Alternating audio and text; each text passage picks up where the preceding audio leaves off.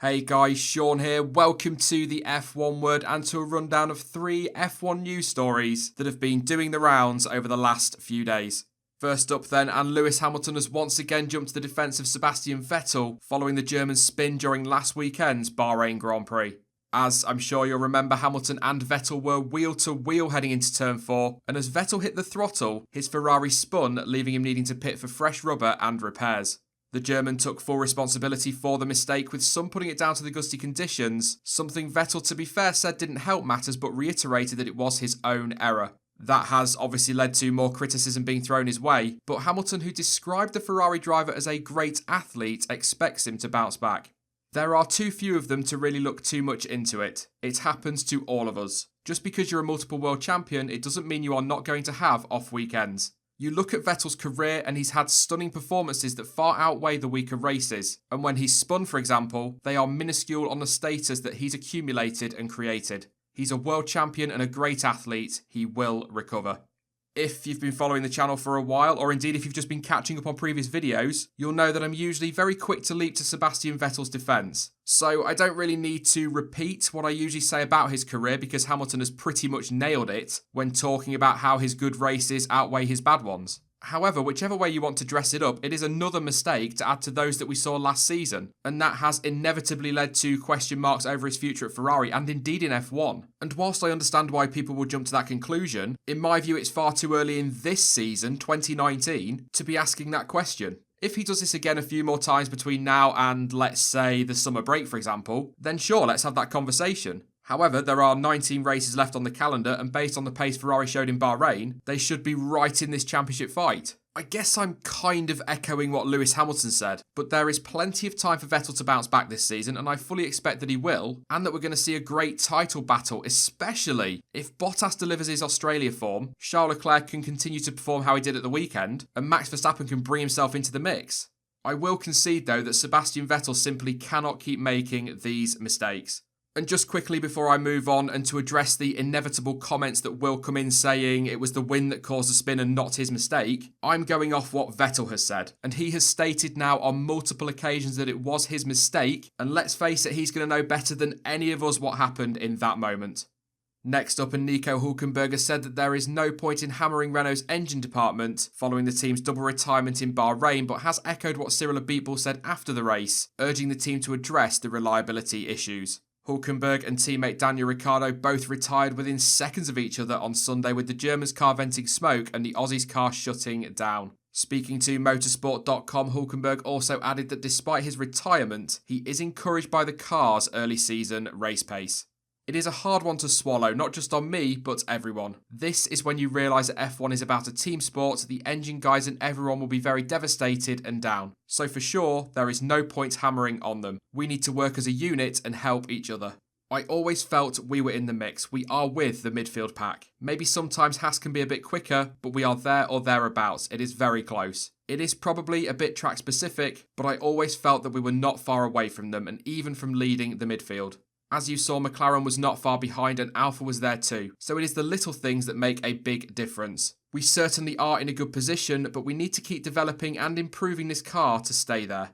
As I said in Monday's debrief, it was a disappointing end to what had been a bit of a low-key weekend in Bahrain, up until the start of the race at least. I do want to just take this opportunity though to hold my hands up and say that I probably did sell Hulkenberg and Ricciardo short following the race, certainly Nico. He had recovered brilliantly to make his way up from 17th to be running well inside the points before that retirement, and the team were on for a double points finish, so apologies on that. Obviously there was just so much going on and I missed it.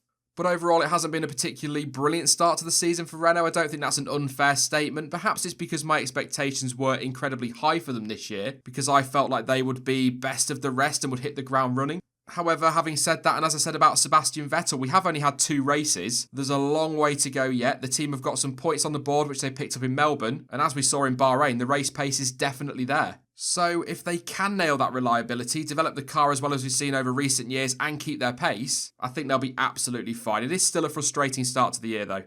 And finally, Fernando Alonso has declared that the 2019 McLaren is a step forward in every aspect and believes the team can set its sights on leading the midfield. The Spaniard tested for Pirelli earlier this week, a test which Mario Isola described as productive, and although Alonso was running the prototype 2020 tyres and therefore was not on the timesheets, he was full of praise and optimism for the team. It's a step forward in every aspect of the car. I think the car has more grip, the car is less draggy on the straights, and the engine is a bigger step better as well. Overall, as a package, I think the car is on the right direction. Obviously, we saw in the first 2 races there is still another step to do if you want to compete with the top 3 teams, but as a first step I think, hopefully consolidate as the 4th team or lead the midfield together with Haas. That is the target, I felt that on the car as well. Some positive signs for McLaren then, but obviously the big story for many was seeing Fernando Alonso back in Formula 1 so quickly. However, the Spaniard did add that he has no regrets over deciding to step away and stated that he doubts he will be back full time, saying, quote, "My decision is firm to stop Formula 1, it's if I can win a world championship. That possibility is tempting for any driver, but to finish 6th or 7th or even 4th, it's not tempting still." Whilst we are talking about testing though, let's have a look at the combined times from day 1 and day 2. As ever, don't read too much into these, mainly because 1, it's testing, and 2, the weather did affect day 1 with rain in Bahrain, who'd have thought? I won't go through all the times, just pick out a few. George Russell was fastest over the 2 days with Sergio Perez just behind in 2nd place. Sebastian Vettel was 3rd for Ferrari. The other Ferrari on day 1 was driven by Mick Schumacher. He was 6th. He then drove again on day 2 for Alfa Romeo with the 7th fastest time overall there. And it was Lando Norris who rounded out the top 10 for McLaren on the C3 tyres. Dan Ticktum got a run out for Red Bull. He was 11th. Lewis Hamilton down in 13th place and Fittipaldi 14th, just ahead of Jack Aitken in 15th. Nicholas Latifi, who had a very good weekend in F2 last time out, was 18th ahead of Robert Kubica and George Russell. However, he did set his fastest time on a set of tyres that were a compound softer and in much better conditions. That is it then for the rundown, and that all brings me nicely on to the question of the week. Do you think Fernando Alonso will ever return to Formula 1, or do you believe it's time for McLaren and the sport to move on? Let me know your thoughts in the comment section down below. Now, I will be back soon with more content as ever, but before I disappear, I do just want to give you all an update on the PC situation. The new one arrived on Tuesday and is running like a dream, quite honestly. Knock on wood. So content should continue as normal, and fingers crossed the issues I've had over the last few months should not rear their head again. Once again, I couldn't have done this without your incredibly generous donations and the views that have been pouring into the channel, so thank you all so much.